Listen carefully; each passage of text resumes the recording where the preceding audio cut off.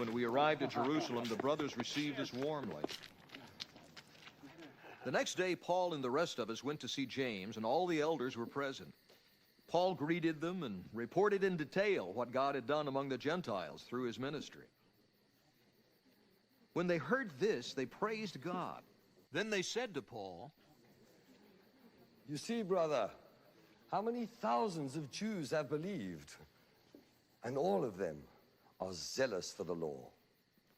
They have been informed that you teach all the Jews who live among the Gentiles to turn away from Moses, telling them not to circumcise their children or live according to our customs. What shall we do? They will certainly hear that you have come. So do what we tell you. There are 4 men with us who have made a vow. Take these men, join in their purification rites, and pay their expenses so that they can have their heads shaved. Then everybody will know there is no truth in these reports about you, but that you yourself are living in obedience to the law. As for the Gentile believers, we have written to them our decision that they should abstain from food sacrificed to idols, from blood, from the meat of strangled animals, and from sexual immorality. The next day, Paul took the men and purified himself along with them.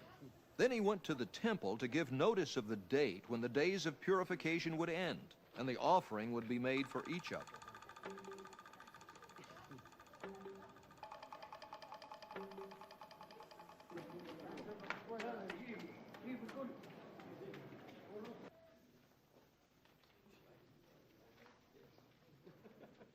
When the 7 days were nearly over, some Jews from the province of Asia saw Paul at the temple. They stirred up the whole crowd and seized him, shouting, "Men of Israel, help us! This is the man who teaches all men everywhere against our people and our law and this place. And besides, he has brought Greeks into the temple area and defiled this holy place." Oh! They had previously seen Trophimus, the Ephesian, in the city with Paul, and assumed that Paul had brought him into the temple area. The whole city was aroused, and the people came running from all directions. Seizing Paul, they dragged him from the temple, and immediately the gates were shut. While they were trying to kill him, news reached the commander of the Roman troops that the whole city of Jerusalem was in an uproar. He at once took some officers and soldiers and ran down to the crowd. When the rioters saw the commander and his soldiers, they stopped beating Paul. The commander came up and arrested him and ordered him to be bound with 2 chains.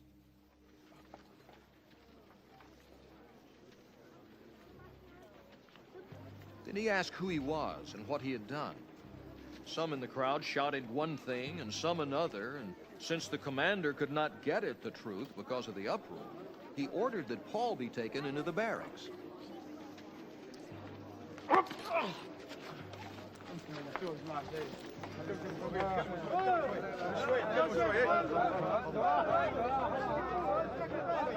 When Paul reached the steps, the violence of the mob was so great he had to be carried by the soldiers.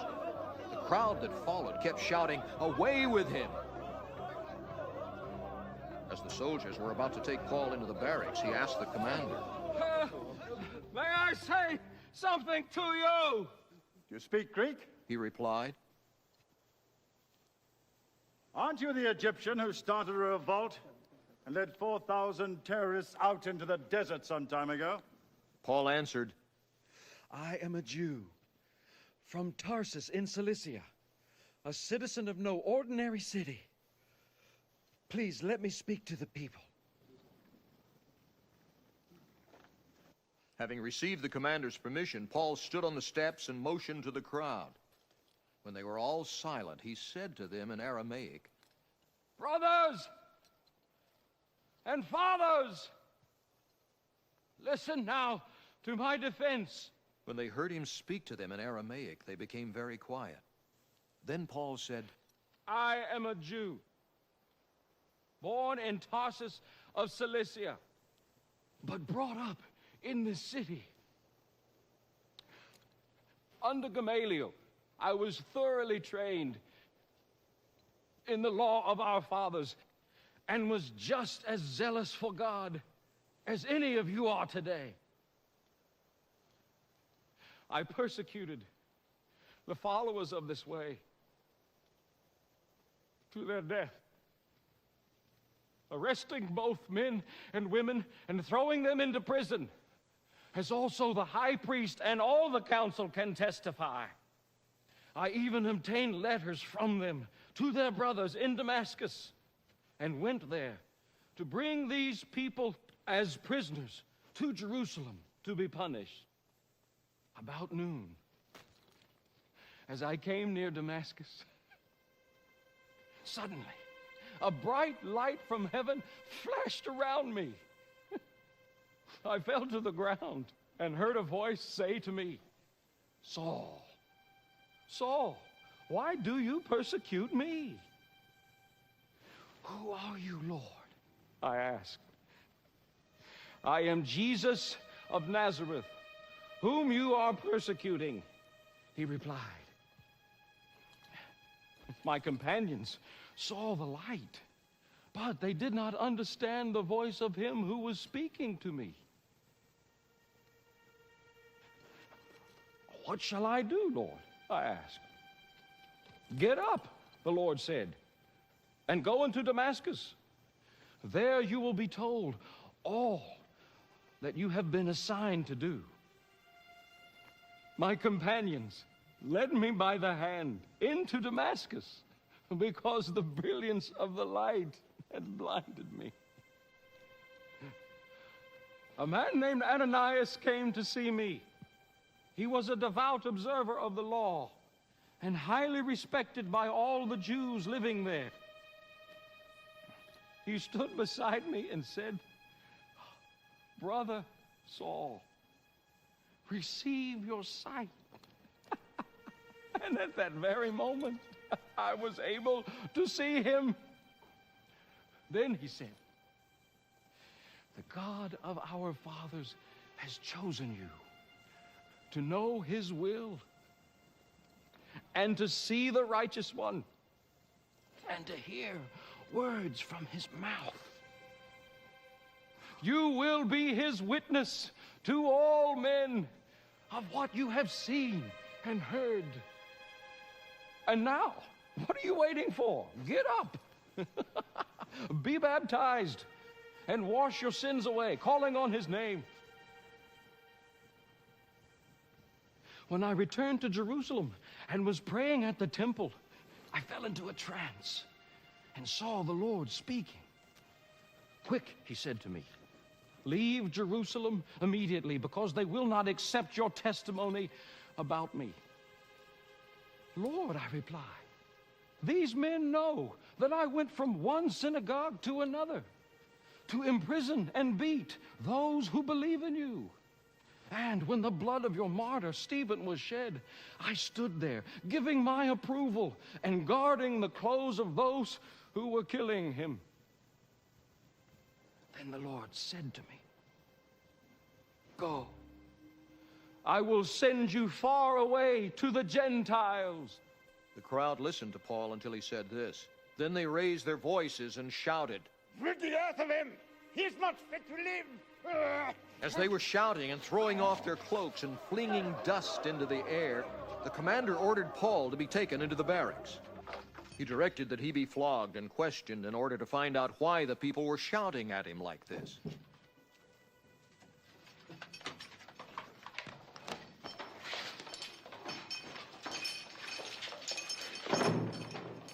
As they stretched him out to flog him, Paul said to the centurion standing there, "Is it legal for you to flog a Roman citizen who hasn't even been found guilty?" When the centurion heard this, he went to the commander and reported it. "What are you going to do?" He asked. "This man is a Roman citizen." The commander went to Paul and asked, Tell me, are you a Roman citizen? Yes, I am. He answered. Then the commander said, I had to pay a big price for my citizenship.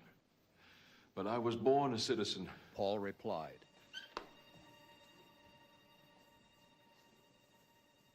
Those who were about to question him withdrew immediately. The commander himself was alarmed when he realized that he had put Paul, a Roman citizen, in chains.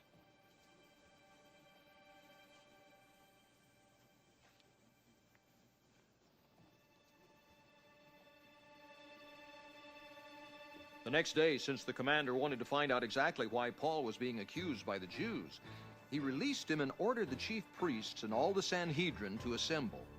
Then he brought Paul and had him stand before them. Paul looked straight at the Sanhedrin and said, My brothers, I have fulfilled my duty to God in all good conscience to this day. At this, the high priest Ananias ordered those standing near Paul to strike him on the mouth. Then Paul said to him, God will strike you, you whitewashed wall. You sit there to judge me according to the law, yet you yourself violate the law by commanding that I be struck. Those who were standing near Paul said, You dare to insult God's high priest. Paul replied, Brothers, I did not realize that he was the high priest. For it is written, do not speak evil about the ruler of your people.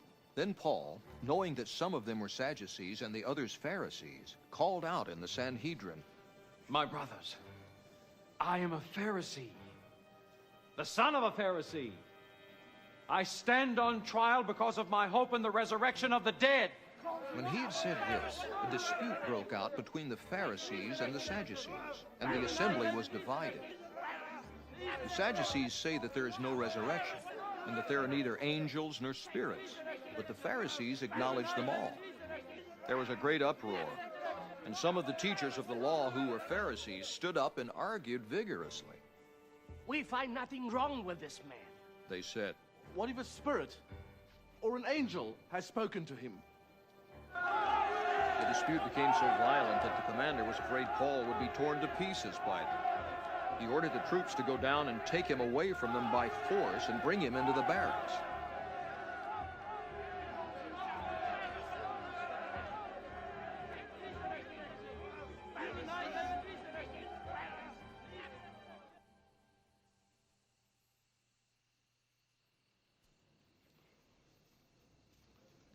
The following night, the Lord stood near Paul and said, Take courage.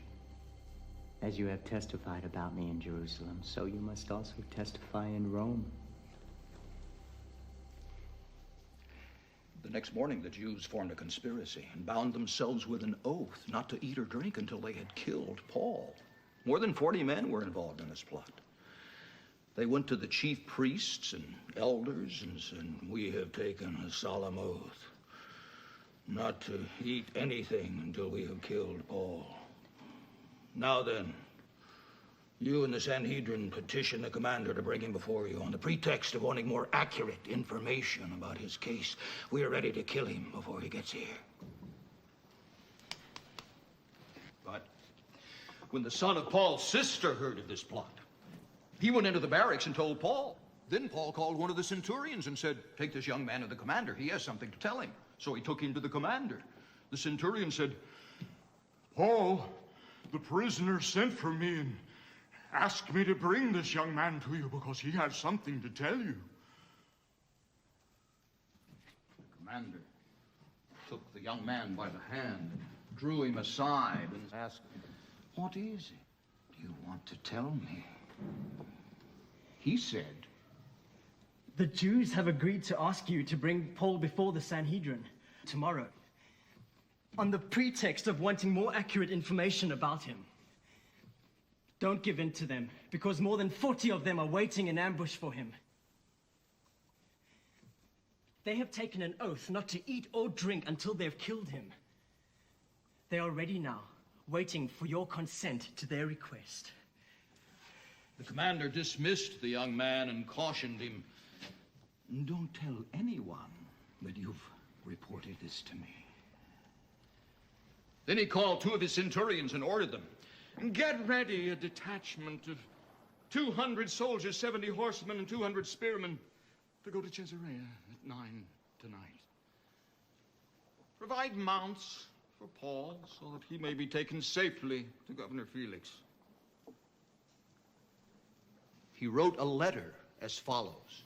Claudius Lysias to His Excellency Governor Felix, greetings. This man was seized by the Jews, and they were about to kill him, but I came with my troops and rescued him, for I had learned that he is a Roman citizen. I wanted to know why they were accusing him, so I brought him to their Sanhedrin. I found that the accusation had to do with questions about their law, but there was no charge against him that deserved death or imprisonment. When I was informed of a plot to be carried out against the man, I sent him to you at once. I also ordered his accusers to present to you their case against him. So the soldiers, carrying out their orders, took Paul with them during the night and brought him as far as Antipatris. The next day they let the cavalry go on with him while they returned to the barracks.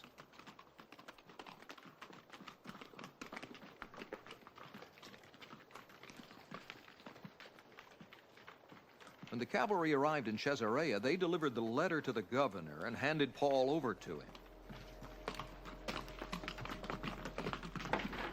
The governor read the letter and asked what province he was from. Learning that he was from Cilicia, he said, I will hear your case when your accusers get here. Then he ordered that Paul be kept under guard in Herod's palace.